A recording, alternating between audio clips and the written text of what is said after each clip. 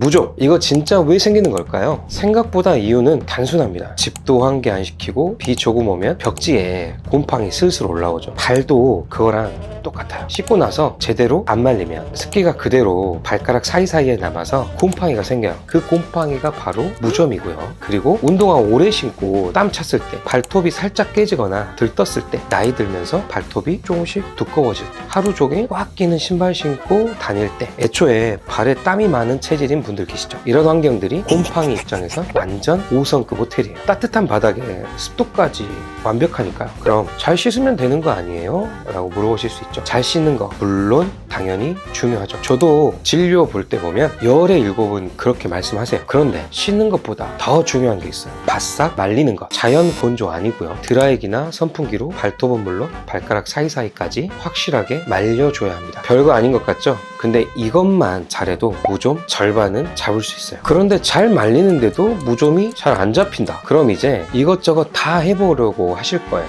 베이킹 소다물, 소금물, 유리아 크림 이런 것들. 베이킹 소다물은요, 알칼리 성분이 각질을 부드럽게 만들어주고 살균 효과가 있고요. 소금물은 삼투압 작용으로 염증을 줄여주고 무좀균이 더 퍼지는 걸 막아주기도 해요. 그리고 유레아 크림은 딱딱하게 굳은 각질을 살살 녹여서 약이 잘 스며들 수 있는 상태로 만들어주죠. 발을 씻고 나서 잘 말리신 다음에 주무시기 전에 발라주시는 걸 추천드리고, 이런 방법들, 피부에 생긴 무좀이거나 심하지 않은 초기 무좀엔 꽤 괜찮아요. 그런데 문제는 두꺼워진 발톱 무좀. 얘는 자가치료로 해결하기엔 한계가 있습니다. 발톱이 누렇게 변하고 두꺼워지고 갈라지고 휘어지고 깨지기 시작했다면 그건 이미 무좀균이 발톱 뿌리까지 파고든 상태거든요. 그땐 겉에 약 열심히 발라도 안쪽까지 잘 스며들거나 닿질 않아요. 그래서 균 뿌리까지 정말 확실하게 잡고 싶다면 병원 치료를 고민하셔야 합니다. 바로 레이저가 있는데, 2가지 파장대 레이저를 갖고 있거든요. 비가열성 레이저 종류가 1가지가 있고 가열성 레이저 1가지가 있습니다. 깊숙이 침투를 해서 살균 소독을 해주고 균을 없애는 그런 비가열성 레이저가 있습니다. 가열성 레이저 한 달에 한 번 간격으로 열감이 들어가요. 열감이 들어가면 39도 정도에서 이 무좀균이 사멸하게 되는데, 사멸할 수 있게 힐러 레이저라고 하는 것으로 치료를 하고 있어요. 이런 것들이 일주일에 한 번씩 계속 주기적으로 이루어지고 매일매일 잘 씻고 말리고 건조를 시켜주신다면 충분한 효과를 보실 수 있어요. 그 대신에 방치된 세월이 긴 만큼 치료도 단기간에 끝나지 않고 발톱이 자라는 시간에 따라서 치료 효과들이 조금씩 차이가 납니다. 그래서 치료를 꾸준히 하시면서 호전되는 정도를 지켜보시려면 어느 정도 최소 2-3개월의 시간이 필요하다는 거 인지하고 계시면 제일 좋을 것 같아요. 무좀은요, 누구에게나 생길 수 있어요. 하지만 방심하면 그 흔한 무좀이 평생 질질 끌고 가는